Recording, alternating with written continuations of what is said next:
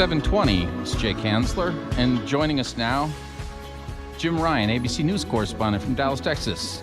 How are you doing this morning, Jim? Good morning, Jay. How are you? I'm very well. Very interesting coming out of Texas. This probably the largest effort to track brain injuries among young athletes. A huge issue. It really is, and especially if you look at later life, some of these athletes face serious problems, mental problems, emotional problems, certainly physical problems as a result from head injuries they suffered when they were much younger. Football players who end up committing suicide, and autopsies show brain damage from earlier hits they might have taken. Boxers who suffer a lifetime of debilitating illness, brain illness, and emotional problems from these sorts of things. So it's certainly something that people are trying to get a hold of, get a handle on early on in life, and that's what accounts for this program. It's centered here in Texas, Jay, because it's a big state. You've got 800,000 kids who are involved in high school athletics here, not just football, but baseball and basketball and all sorts of sports. And so if you take a look at that very broad group of kids, you can extrapolate for the rest of the country what might be going on in terms of the number of brain injuries, the number of concussions, how they're being treated, and what changes might be made in the future to prevent them. What is the plan? What are they attempting to do here with this study? Well, first, to get a handle on the numbers. You know, it's difficult to know exactly how to handle a problem if you're not sure how many people are affected by this.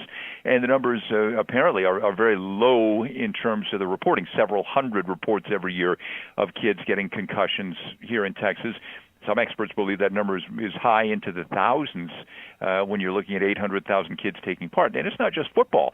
And in fact, considering the equipment the kids wear in football, their injury rate might even be less than it is, for example, in soccer, where kids are heading the ball and crashing into each other. Basketball, where there are collisions out there on the court. Cheerleading is considered high risk for concussion. So they want to look at several different sports to see what the incidence of head injury is, and then look at ways down the road of how to treat it. Do we have any idea just how serious a problem this is based on the studies or data to date? Well, the Centers for Disease Control and Prevention estimates that nearly 4 million concussions happen in sports and recreational activities each year. I mean, it's a huge number. 3.8 million is the precise number from the CDC. But again, some people think those numbers may underestimate total brain injuries. So, it could be a much wider problem than we see here. But again, you're looking at an effect that doesn't turn up until years down the road. And in fact, the last 20, 30 years, you've seen a change in attitude about concussion. In 1996, for example, a kid, if he had a head injury, he'd put his helmet back on, strap on the chin, and head back onto the field. Now those kids are they're put onto the bench. The medical staff or whoever the trainers take a closer look at that kid, assess his responses, and the same is happening in the NFL, and sitting out at least one or two plays before they go back in. Anybody who watches football, especially in the NFL, has heard about the concussion protocol, and that's fine and well when you have neurosurgeons on staff and that can run out on the field and take a look at the player.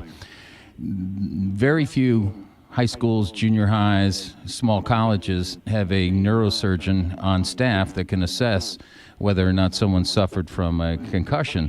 And you start to wonder whether or not at that lower level of participation in all of these sports, the injuries are really being addressed or diagnosed. No, I think you're right. That's why, at least here in Texas, the body that governs high school athletics and junior high is the University Interscholastic League. And it has a book of protocols, and coaches are expected to be trained, and those coaches are expected to train their own staffs in how to recognize brain injury and what to do. The protocol is to be followed here, and very strictly. It's the same, really, if you look, Jay, back 20, 30 years ago.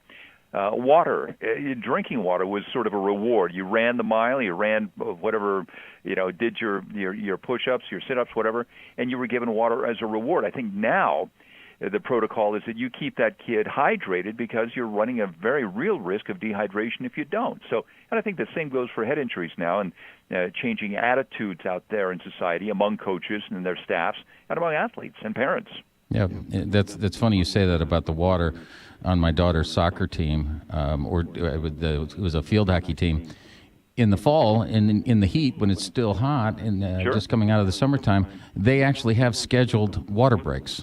Absolutely. And I remember my daughter playing basketball. The coaches there, and these were student athletes, student coaches.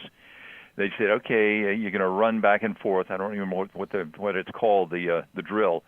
You're going to run the court 3 times, and then you can get a drink of water." And I told the coach, that's not going to happen. You need to keep them hydrated. It's not a matter of reward or performance. It's a matter of their health.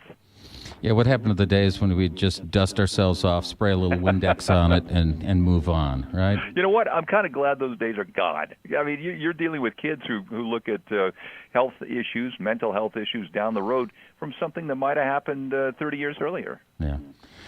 Interesting stuff. Thank you so much, Jim Ryan, ABC News correspondent, joining us from Dallas, Texas. Thanks, Jay.